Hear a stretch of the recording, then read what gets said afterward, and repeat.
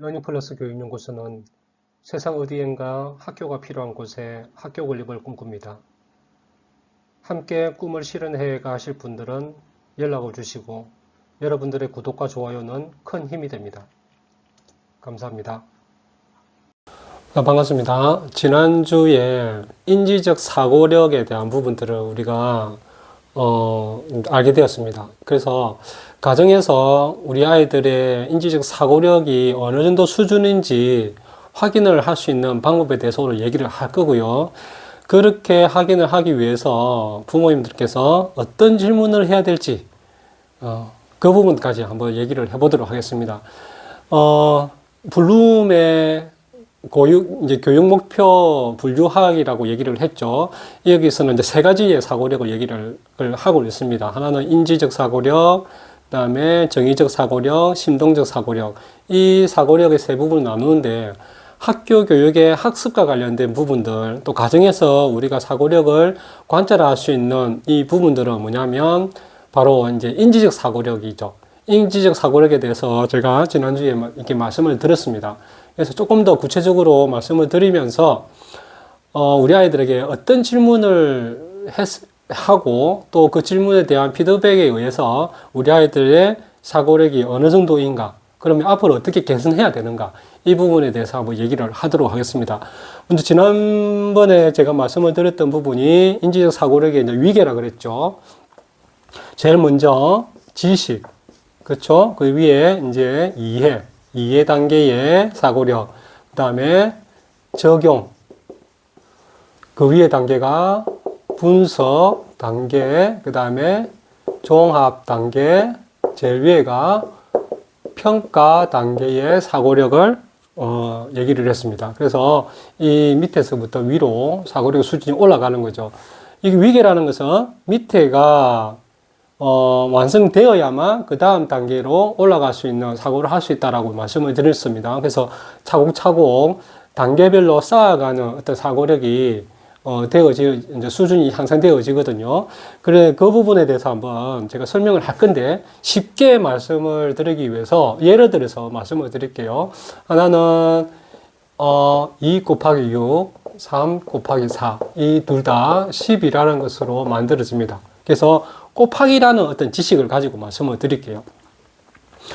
곱하기라는 것은 우리 아이들이 좀 처음에 배우면 초등학교 2학년 때 이제 배우게 되어지는데, 이 곱하기라는 것이 우리 아이들에게 좀 어떤 면에서는 힘들어요. 상징적인 표현이기 때문에 그래요. 그래서 곱하기를 가르칠 때 더하기를 먼저 가지고 우리가 얘기를 하죠. 2 더하기 2 더하기 2 더하기 2는 2 곱하기를 표현하게 되면 2에 2가 몇 개가 더해졌는지 몇 개라는 것을 여기 적어주죠. 4를 했을 때 이것은 8이 되어진다는 것을 가르칩니다. 그래서 이 지식을 가르칠 때 보통 이렇게 가르칩니다. 곱하기를 가르칠 때는. 그래서 곱하기라는 것이 어떤 똑같은 것이 몇 번을 더했는지를 표현하는 것이라고 우리가 그 곱하기의 원리를 가르치죠. 근데 원리를 가르치지만 계산을 편리하기 위해서 우리 아이들이 구구단을 외우죠. 그 외우는 구구단은 물론 이제 계산을 좀 빨리 하기 위해서 필요하긴 필요하지만, 우리가 처음에 곱하기를 접하는 아이들에게는 그렇게 무조건 외우는 방식으로 가르치기는 조금 곤란하죠. 왜냐하면 조금 어려운 문제가 나오게 되면 애들이 막 헷갈려요. 왜냐하면 지식은 알고 있는데 그 이상의 어떤 사고력들에 반영되지 못하기 때문에 그렇습니다. 그 부분에 대해서 제가 말씀을 좀 드릴게요. 이 지식이라는 것은 뭐냐면 우리 아이들이 알고 있는지 모르는지를 이렇게 이제 생각을 하는 거예요. 그러니까 내가 기억하고 있는 것을 인출할 수 있느냐 없느냐 하는 것이거든요. 그럼 곱하기라는 개념은 구구단을 다 외우면 다 아는 것이냐, 지식이 있는 것이냐, 꼭 그렇지만 않다는 거죠. 왜냐하면 이 지식에는 원리, 개념, 그 다음에 먼저 법칙, 이런 것들을 알고 있는지 모르는지 물어보는 거거든요. 그래서 이 지식은 내가 기억을 하고, 우리 아이가 기억하고 있는 것을 인출할 수 있느냐 없느냐, 이 부분이라서 어떤 질문을 하냐면 뭐냐면, 아느냐라고 질문을 하면 돼요. 곱하기가 뭐지? 이렇게 있잖아요. 그러니까 그렇게 물어보면 우리가 만약에 알고 있다라고 하면 우리 아이들은 지식의 어떤 기반은 가지고 있다라는 겁니다. 그러면 이 이해라는 것은 무엇이냐? 이해라는 것은 내가 알고 있는 이 지식을 설명 가능해야 돼요. 그래서 질문할 때 설명할 수 있겠니? 설명해 줄래? 이렇게 물어봤을 때 우리 아이들이 충분하게 이 지식에 대한 부분들을 설명할 수 있다라고 하면, 설명해서 내가 부모님이 이해할 수 있다라고 하면 그것이 바로 우리 아이는 이해의 수준은 되는구나 라고 판단을 하셔도 좋다라는 겁니다. 그래서 이 이해라는 것은 조금 더 구체적으로 말씀드리면 이 더하기를 곱하기를 가르쳐 줬잖아요. 그러면 이것을 이 더하기인데 이 더하기도 하나의 상징이라는 말이죠. 다르게 상징으로 표현할 수 있느냐 하는 거예요. 그럼 2 곱하기 3이라는 곱하기로 이렇게 상징화해서 이것을 표현할 수 있느냐 없느냐 하는 것을 얘기하는 거거든요. 그래서 이것을 가지고 설명을 하게 하는 거죠. 2라는 것이 3번 더해졌구나 라는 것을 설명할 수 있다라고 하면 우리 아이는 이해할 수 있는 단계가 된다는 겁니다. 이해의 수준이 된다는 것이죠. 그 다음에 또 이게 사회 과목이나 다른 과목에서는 추론하는 능력도 하나의 이해입니다. 지식을 내가 이해를 하고 있기 때문에 이 지식 이전의 것이 무엇이고 그리고 이걸 뒤에 나올 것이 무엇일까라는 것을 추론할 수 있는 능력까지 포함을 해서 이해라고 생각하시면 좋겠습니다. 그래서 이해는 설명할 수 있겠니? 라고 설명을 물어보는 거예요. 자, 그 다음에 적용입니다. 적용은 새로운 어떤 그 상황에서 이 지식을 활용할 수 있느냐 해서 어떤 상황이 주어지고요. 그것을 활용해 볼래? 라고 질문을 할 수가 있는 겁니다. 예를 들어 봅시다. 그러면 이거 가지고 예를 들어 볼게요. 2 곱하기 6이라는 것은 10이에요. 그렇죠? 그럼 이것을 곱하기를 가르쳐 줬단 말이에요. 그러면 내가 상황을 주어집니다. 부모님께서 상황을 이제 한번 이제 예시로 얘기를 해보는 거예요. 어떤 예시냐면 어떤 세 아이가 있는데 1번 아이 이름을 할까요? 우리가 잘 아는 우리하고 친한 철수, 그 다음에 은희, 그 다음에 순희라는 아이가 사과가 각각 2개씩 가지고 있어요. 그러면 이 아이들이 가지고 있는 사과는 모두 몇 개일까라고 이제 물어보는 거예요. 그럼 이 상황이 주어졌을 때 우리 아이들이 곱하기를 하겠죠. 2개씩 가지고 있으니까 3명이 있으니까 이렇게 되는구나 라는 것을 이제 곱하기를 적용할 수 있겠죠. 이 곱하기가 지식이니까 반드시 밑에 있는 이 지식이 활용이 되어져야 됩니다. 그렇기 때문에 이렇게 가능하다고 하면 우리 아이들은 적용할 수 있는 사고력까지는 되는구나 라고 생각을 하는 거예요. 자, 그 다음에 분석이나 분석. 이 분석은 왜 그럴까? 라는 것으로 질문을 하시면 쉽게 할 수 있을 것 같아요. 자, 2 곱하기 6은 10이고요. 3 곱하기 4는 10이에요. 둘 다 10인데 이것이 서로 다르지만 숫자가 왜 같을까라고 물어본다면 대답할 수 있겠죠. 그러면 대답할 수 있다면 분석이 가능한 거예요.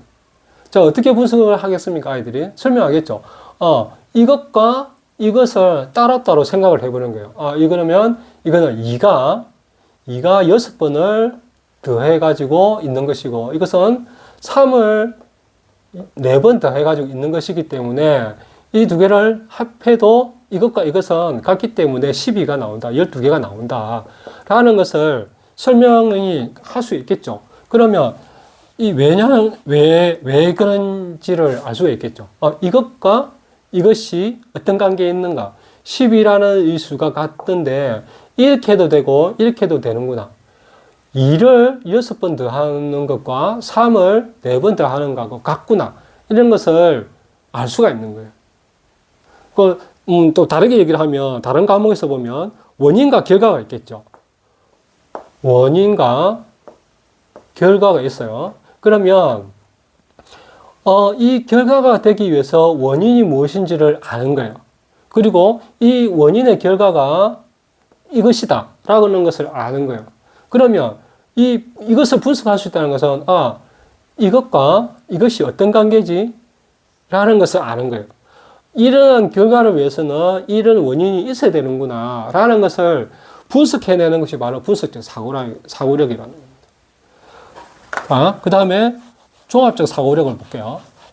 종합적 사고력이라는 것은 어떤 지식들을 여러 가지 이해하고 적용하고 분석해가지고 이것들이 어떤 새로운 법칙이나 새로운 개념을 만들어낼 수가 있는 능력을 얘기를 하는 거거든요. 자, 예를 들어 볼게요. 예를 들면, 지워져 버렸네. 2 곱하기 6은 10이라고 해요. 자, 그러면 내가, 보자. 이 10이라는 거 말고, 만약에 내가, 24라는 것을 내가 알고 싶어. 그러면 24가 되고자 하는 이 곱하기를 어떤 숫자끼리 곱해줘야 될까?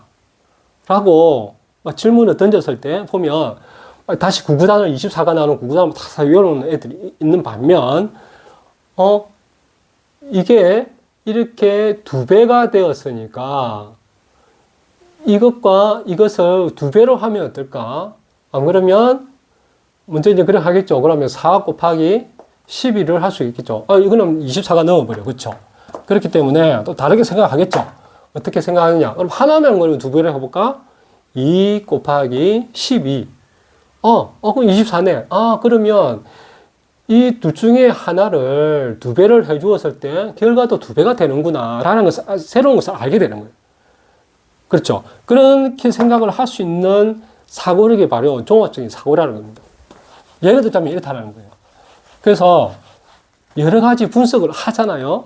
어떤 이렇게 수학 공식이라든지 여러 가지 분석을 하고 나서 이 새로운 방법들을 만들어내거나 어떤 이렇게 계산식을 이렇게 순서대로 적어가다가 이 부분은 말고 더 편하게 할 수 있는 방법을 찾을 수도 있겠죠.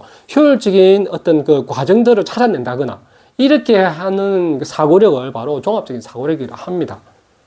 그렇죠. 그 다음에 평가는 조금 이렇게 비판적인 사고라든지 가치 판단이라든지 이런 것이 들어가기 때문에 제가 이 시간에는 얘기를 하지 않을게요. 일단 그런 평가라는 것이 있다라는 거 알고 계시고요.